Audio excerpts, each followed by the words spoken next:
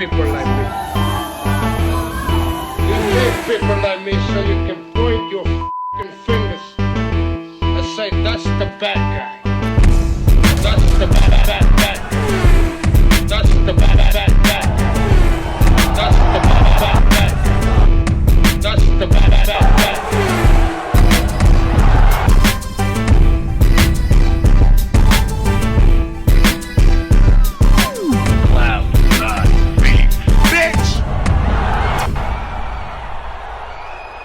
Welcome to the motherfucking relay. We're covering today's top boxing news.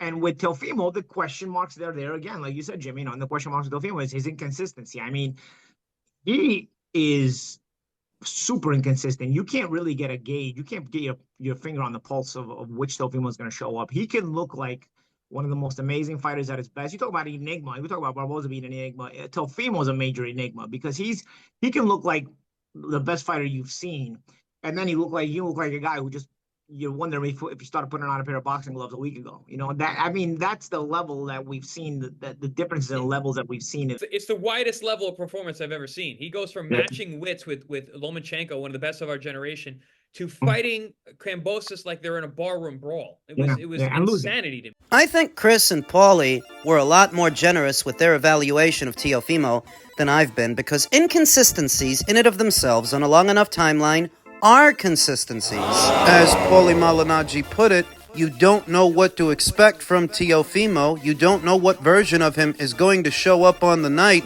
If that happens often enough, that's a consistency. And I think he was being generous in that assessment because Teofimo's seen action approximately 7 times in the last 5 years. And of those 7 fights, he's only looked dynamic in 2 of them. The 2 everybody's always talking about, the Lomachenko fight in 2020 and the Josh Taylor fight some years later. The eliticism in and of itself is defined by its consistency. Bankable qualities that carry over from fight to fight, whether you're talking about Alexander Usyk or Naoya Inoue, Terence Crawford, Canelo Alvarez. They are consistent. So we've established that Teofimo is not, sporting a professional record of 21 wins with 1 loss, no draws, 13 knockouts, having never been knocked out in 22 professional bouts, to Arnold Barboza, 32-0 with 11 KOs. Having seen action 3 times last year and already saw action once, this one back in February against Jack Catterall. To Teofimo Lopez, who's been out a lot longer. I know it doesn't feel like it, but the last time he saw action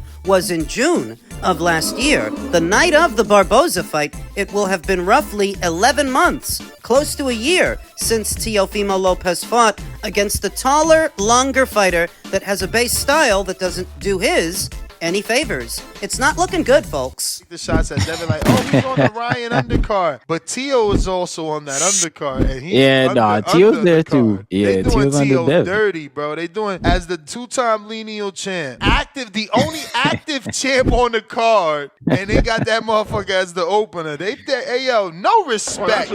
Crazy, man, that Teo thinks that he'll be the second face of Latino boxing when Canelo's gone. He's already behind Edgar Berlanga. He's already behind Ryan Garcia. Ryan Garcia learns how to speak Spanish. He'll definitely be the face. And he's definitely behind David Benavidez, who actually speaks some Spanish. So Teo's just still being delusional. Just because he does a few videos doing salsa dancing with a beautiful lady. Is that his new lady now? Is that his new girlfriend or something? I think she's been in like 2 videos with him or what. Yeah, that's what it looked like. Teofimo spent some time crashing Canelo Alvarez's events, trying to rub elbows with him and get within his good graces to form a training situation between him and Eddie Reynoso, and it almost worked up until all these guys got booked to fight on the same weekend. Him, Ryan, Jaime, Canelo, all of which were supposed to be trained by Eddie up until Eddie had to make an executive decision. We know what the priority for Eddie is that weekend. Canelo. And wherever Canelo is, Eddie is. It also helps that Jaime Munguia is boxing on Canelo Alvarez's undercard, so he is going to be training him,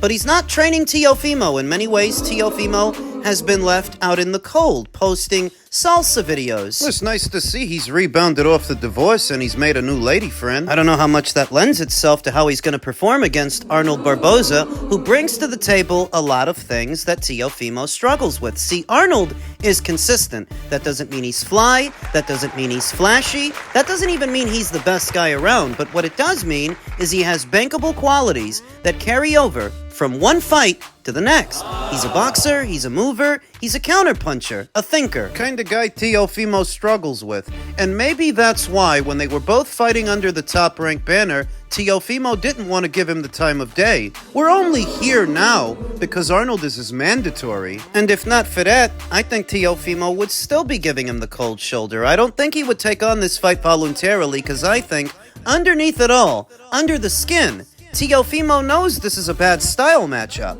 I think it's a gross oversimplification from Paulie and Chris to just say Teofimo is inconsistent. It's a little more than that. By now, it's established what he struggles with, what bothers him, and why he looks lackluster. He struggles with boxers. He struggles with movers. Well, what about Steve Claggett? Steve Claggett is not a boxer. He's a pressure guy. He should have been made to order for Teofimo. Claggett! Well, that just makes it worse that you were in there with a guy that's supposed to be easy for you, a domestic level, club level Canadian fighter, and you couldn't get rid of him. Claggett! By now you guys know that I'm not a fan of Teofimo as a person, or his antics, his shenanigans, all in the name of getting attention any way that he can, even if he has to present himself as a bigot to do it. I'm not a fan of any of that stuff, but honestly, if I felt he were gonna win the Barboza fight, I would just say that. The way I see it, he might lose this thing, because you don't have that top-rank safety net to protect you. This is not a top-rank show. You are not the house fighter. I'm very grateful and pleased about it. It's been a long time overdue. And, you know, just with the right places and the right time of things, you know, I'm in good spirits with Top Rank. I think that they did a phenomenal job within my career to make the TakeOver brand out around the world, including with ESPN as the network. So, yeah, man, it's a blessing. It truly is. You know, I'm really motivated, Sean. I'm really determined. A little over a week ago, I saw Teofimo Lopez actually singing Top Rank's praises, which is a different tune than the tune that he normally sings about his longtime promoter. All of a sudden, they did a fantastic job, and he's very grateful. Oh my God. Why is he singing a new tune? Likely because he knows he could lose this Arnold Barboza fight. If he does, there's no guarantee that Turkey brings him back for another big Saudi bag, so that if he doesn't, he wants to smooth things over with Top Rank ahead of this fight. Day late and $1 short, because the whole reason I think Top Rank let him participate on this card is because they're sick of him. They tried to make fights for him. They tried to make the Matias fight. They tried to make the Brian Norman fight. No dice. So that at this point, the only way they can get a return on their investment is to rent him out. Rent him out to some other promoter who's willing to pay him, and they can get their cut of his purse without having to stake any of their own money. That's the most use they have for Teofimo at this point, ahead of a fight that he might lose. And because he might lose, that's why I think he's playing nice all of a sudden. How many times have you seen Teofimo take shots at Top Rank, take shots at ESPN? How many times in the last 5 years to where now, all of a sudden, ahead of this fight, oh, they did a fantastic job, did they? You're just hoping that if you lose, they keep doing that job. They stay behind you. I wonder if they will. I'll be honest, man. Crawford fight ain't happening. That's why I said I'd rather just do the sparring then. Yeah, I wasn't there sitting at that table when it was me, David Benavidez, and Crawford. And that's why I said what I said. Because at the end of it, I already know what his plans are, or at least have an idea what Crawford's plans are. And I am not involved in any of it, so might as well look for bigger fish to fry, because crawfish is not thinking that big for us. What's up, Teo, here from Lakeland, Florida. What up, Martinez? Major, man, major. Teo dance way better than Crawford. I dance better, I better, I speak better, I fight better. I just do everything better. To my surprise, Teofimo's still taking shots at Terence Crawford.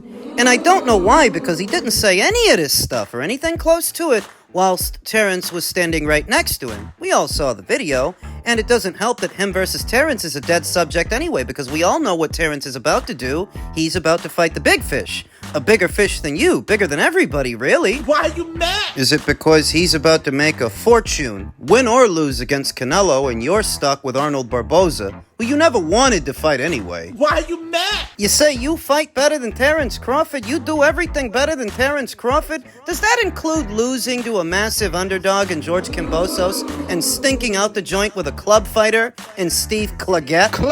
Teofimo is just not a likable guy, and he tries too hard. He tries too hard to fit in. He tries too hard to be so many things all at once. The heel, the bigot, The salsa dancer? the Latino fighter, the token Latino fighter that doesn't even speak the language. Whatever makes you feel real, buddy. You just better have an answer for Arnold Barboza's jab and his movement, because that's all that matters. Elsewhere in the world of boxing, boxing insider Rick Glacier said, despite it's just $24.99, I can't support the April 26th Benn versus Eubank fight being on pay-per-view in the United States. In the UK, it's warranted. I will continue to be a loyal DAZN boxing subscriber, but this should be no more than a DAZN subscription fight in America. I wondered about this myself when the fight was made. Would they elect to bill this as a pay-per-view in the United States? Because if they do, I think it's a mistake. I think it should be billed as a regular fight available to all their North American subscribers, because this is a hot ticket. It is, but it's a hot ticket in the UK, not in the US. If you put this behind a paywall, you're alienating a sizable portion of the boxing community in this country that maybe would have watched it if it were part of their subscription. If it's a pay-per-view, How much do you really expect to make from this box office fight in America? Not a lot, I'd wager. So for that, you might as well just make it available to your North American subscribers as value for money to enhance the profile of that fight in this region of the world, make it more accessible. Billing it as a pay-per-view, you're not doing that. and when you look at the undercard, you can't expect Americans to pay for this. There is nothing so titillating about this card that you would galvanize an American audience to pay for it. But if you give it away, they might watch just because it's on. So you're not gonna buy it? Oh, I am, because I'm a boxing junkie.